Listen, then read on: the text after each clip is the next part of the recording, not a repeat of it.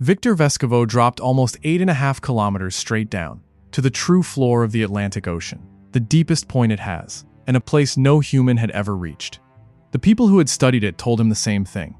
Down there it's flat, cold, empty, nothing to see. That's not what was waiting for him. The ground had shapes carved into it. Small, pale things moved at the edge of his lights, and the tiny creatures his team pulled up were already carrying our chemicals in their bodies. What he found quietly rewrote the map. Start with where he was going. About 76 miles north of the island of Puerto Rico, out where the surface looks like ordinary open ocean, the seabed suddenly gives way. It drops into a long gash in the crust called the Puerto Rico Trench, and the very bottom of that gash sits at 8,376 meters. That's the number scientists now trust as the deepest point in the entire Atlantic. It's hard to feel a number like that, so try this. Take Mount Everest, the tallest mountain on the planet, and lower it into the trench, base first. The peak, the summit people die trying to reach, would still sit almost half a kilometer underwater. You would never see it. The whole mountain would vanish, and there would still be room to spare above it. Down at that depth, the water is only a degree or two above freezing, and it is completely, permanently black.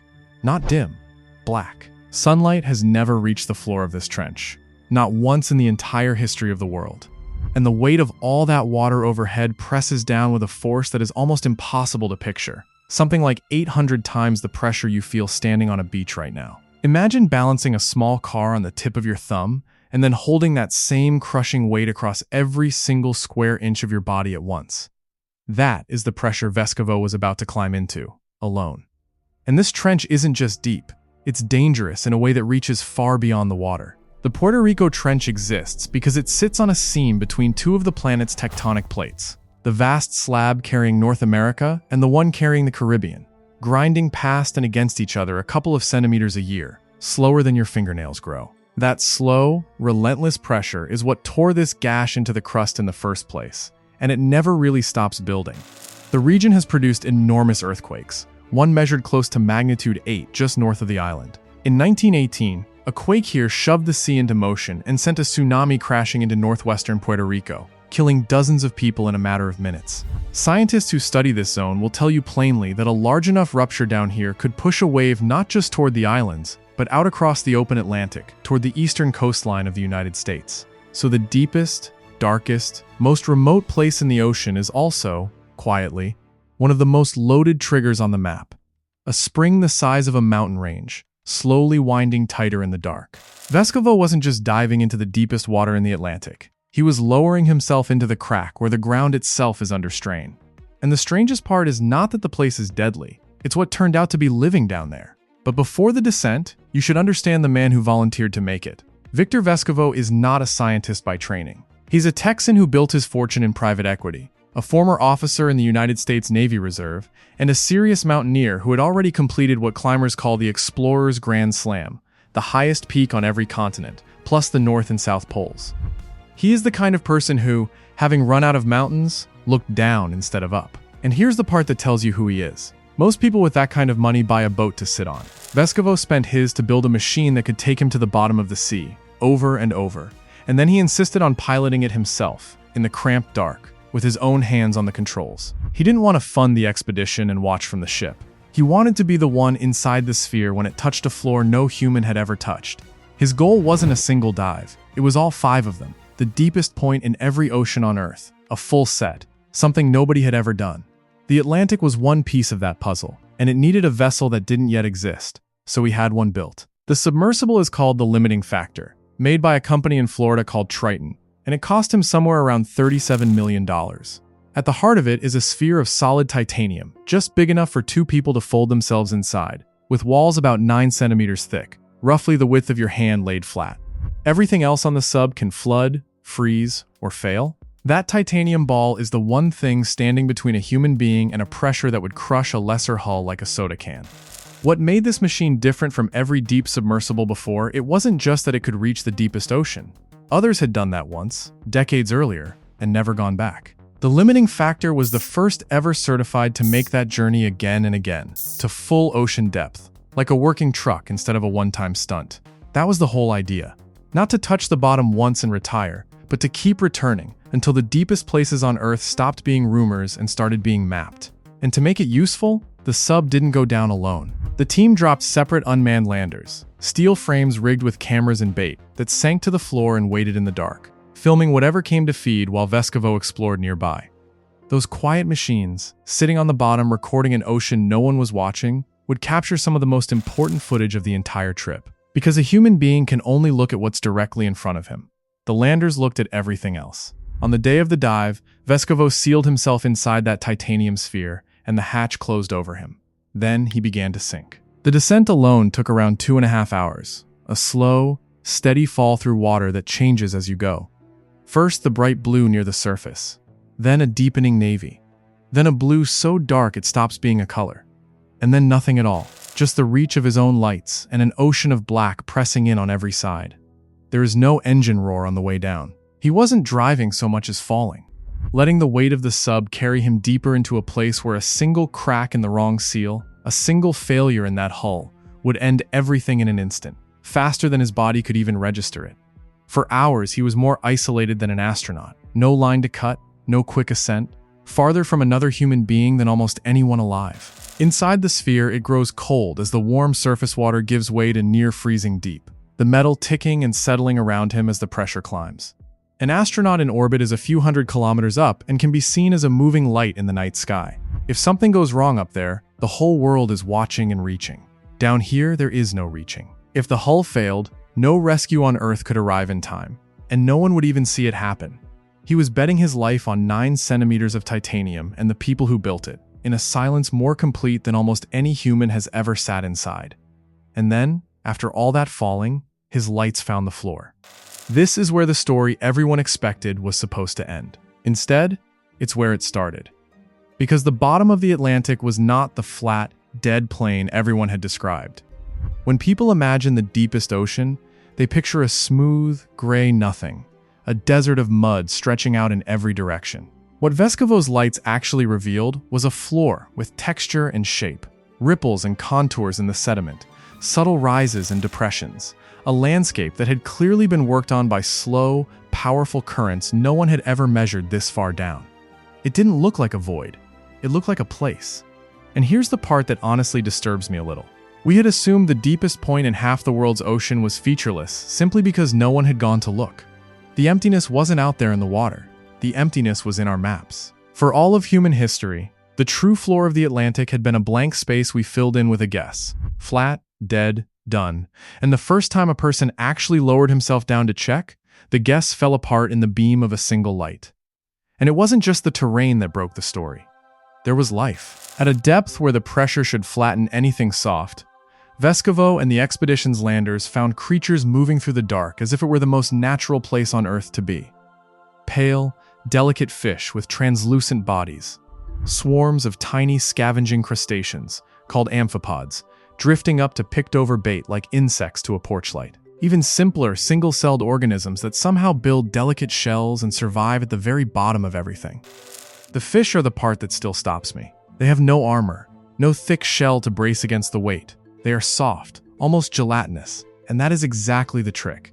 There's nothing hollow inside them for the pressure to crush. So instead of being flattened, they simply match the ocean, filled with the same crushing force from the inside out, drifting through it like it's nothing. A creature so fragile you could break it with 2 fingers at the surface is perfectly at home in the one place on Earth that would kill almost anything else instantly. Think about what that means for a second. In a place with no sunlight, no warmth, and enough pressure to balance a car on your thumbnail, things are not just clinging to survival. They're feeding.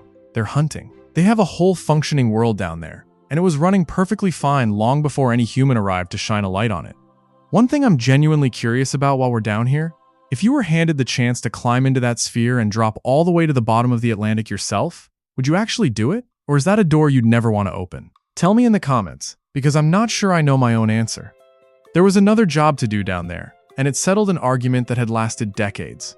Vescovo's ship carried an advanced sonar system that could map the trench floor in fine detail, and the sub itself measured the exact depth directly, using the water pressure around it as a ruler. This mattered, because the deepest point of the Atlantic had never been pinned down with real confidence.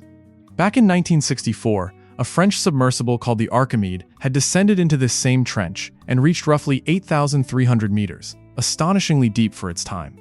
but it fell short of the true bottom by something like the height of a 20-story building. It got close, and then it left. And for more than 50 years, people simply assumed that was about as deep as the Atlantic went. Vescovo's expedition proved the real floor was deeper, and mapped it well enough that no one would have to guess again. Before we go back down into the part of this that unsettles me most, one quick thing. If you want more stories from the deep the moment they go up, subscribing is the only way you'll catch them, and there is a lot more darkness left to explore. Because the strangest discovery wasn't the terrain, or the depth, or even the creatures. It was what those creatures were carrying. When the scientists on the expedition studied the tiny amphipods brought up from these Hadal depths, they found something that should not have been possible. Locked inside the bodies of animals living at the very bottom of the ocean, in one of the most remote places anywhere on the planet, were industrial chemicals made by human beings. Persistent pollutants. The kind of compounds we manufactured decades ago for things like electrical equipment. Chemicals that were banned generations ago and yet never truly went away.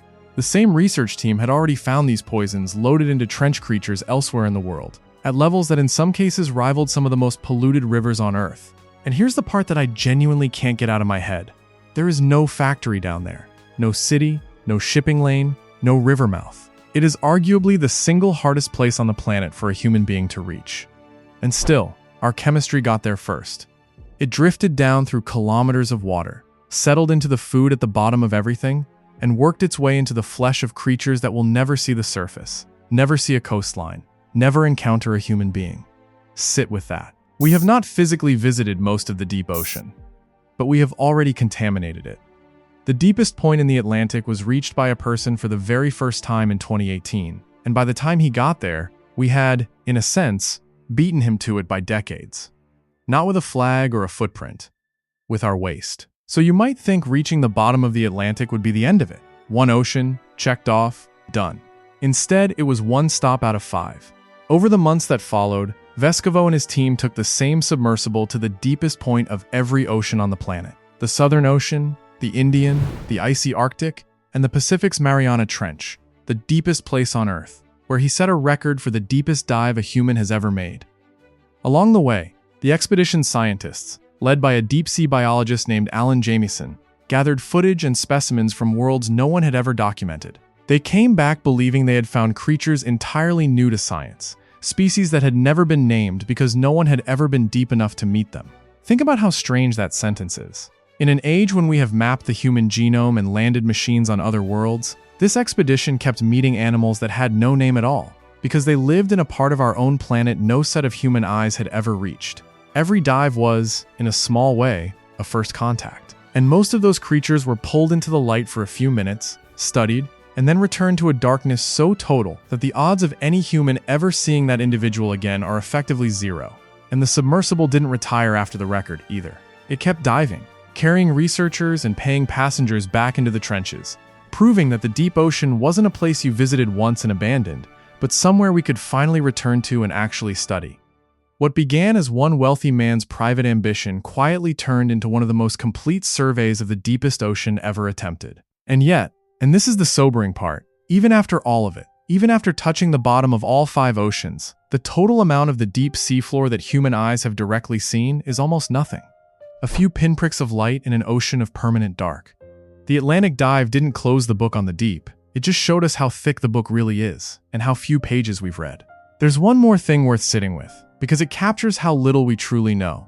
To this day, people still argue about the details of what Vescovo found, even about names.